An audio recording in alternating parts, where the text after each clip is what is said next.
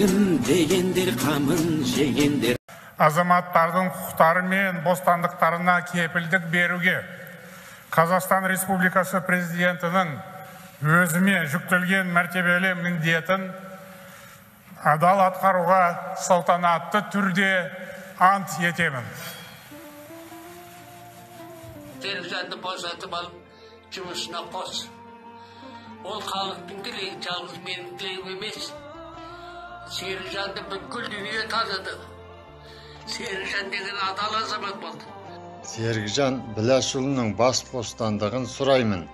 Себебі ол тек қана бейбітшілікпенен екі жақта бастары қосылмай жапа шегіп жүрген қазақтардың басын қосу үшін жұмыс істеп жүрген азамат. Ол заңсыз ешқандай іс-шара істеген жоқ. Менің атым Кәукер, құрметті елбасы. Серікжан Біләшұлын босатыңдар. Оның ешбір күнәсі жоқ. Осы бір батырымызды қамақтан тез шығарып, өзінің отбасына аман оралтуын және жұмысын қайта жалғастыруын талап етем.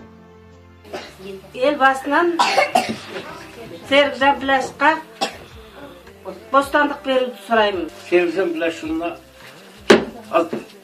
бостандық беріп тілеймін. Елбасы, ана Серікжан Біләшті босатударыңызды өтінемін.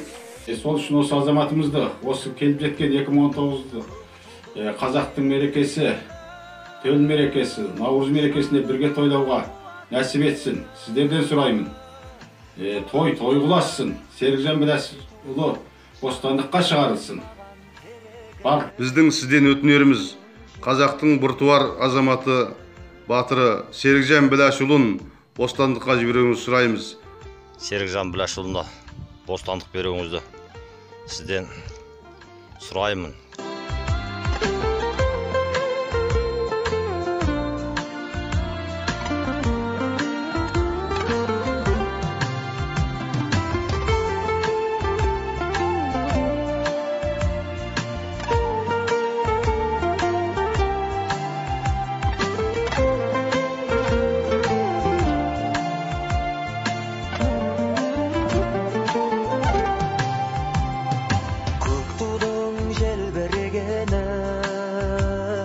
Бақыттың ел жерегені